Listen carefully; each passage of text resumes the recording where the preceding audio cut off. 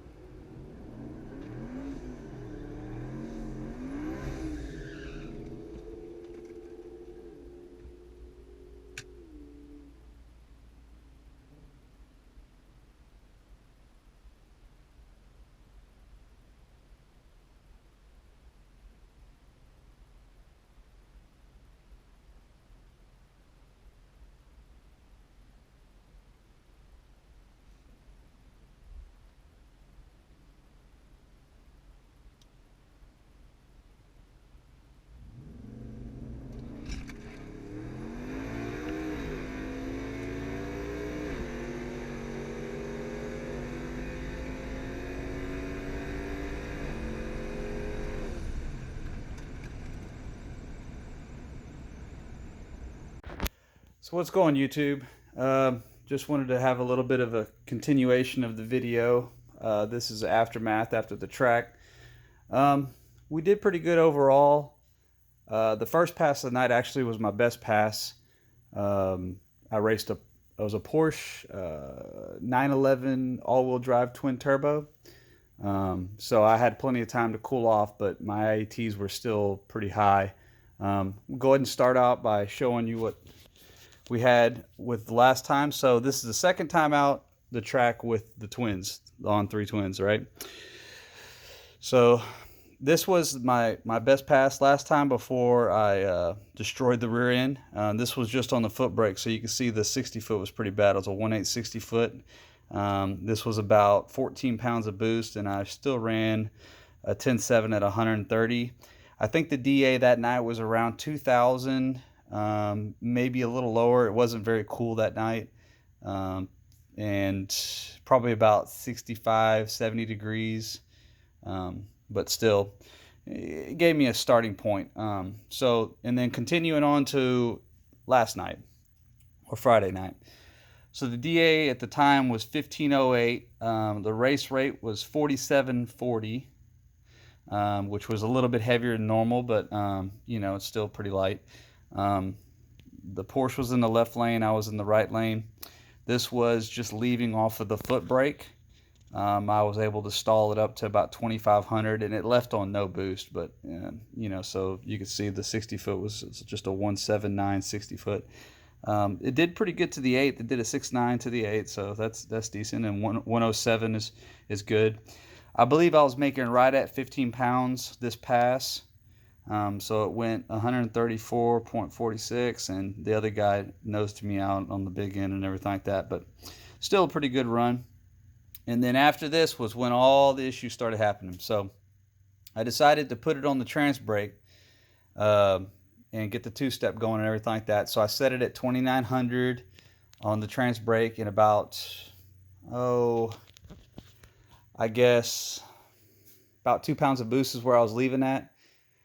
And I felt like it was a good starting point because I was really concerned about the rear end and how I redid the suspension and all that stuff. So as you can see, here's the second pass.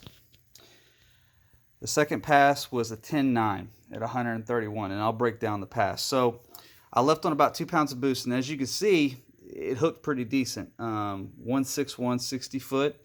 I got out about 100 feet, and it knocked the tires off. So I had to get out of it and re-stab it. So that was the reason why my short time to the 8th was slow, 7.1, and then 103, and then a 10.90. And what happened this pass was it actually overboosted, and it was blowing out the spark real bad. And come to find out, it ended up damaging this hop switch. So this piece was actually loose and losing pressure through here, because I get vacuum from the manifold all the way over here, and it feeds this block, and this is where I get all my references at. And so it blew the plug out the backside, and as you can see, I had to rig something up. So we managed to get this to work. It's just a piece of hose clamped off with a bolt that's clamped, and it worked. And I went ahead and swapped out the hob switch.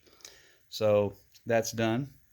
And then continuing forward on the next pass, which was my last pass at night because at Royal Purple it takes forever to get passes, was this one. I ran a 10.6 at 129.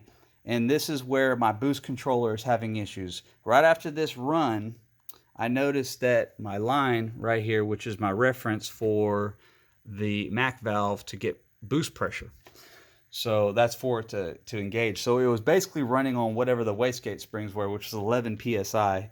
I checked the log afterwards, and so it went 129.9, almost 130, but still not bad though. I mean, see, the 60 foot was a 167. I think I got the burnout and the leave good. I'm going to go ahead and bump up the two-step.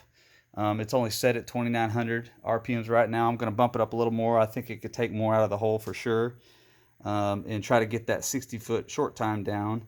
And as you can see, you know, it had the best, had a good 1/8 mile, went a 6.8. So that was better than my first pass, which was a 6.922. So, you know, you could tell the 60 foot is definitely going to help the overall timeout. And it still ran a 10.6, which was better than my very first pass over here. So we're going to get that 60 foot down, and that's going to help us out on the big end. So look forward to that.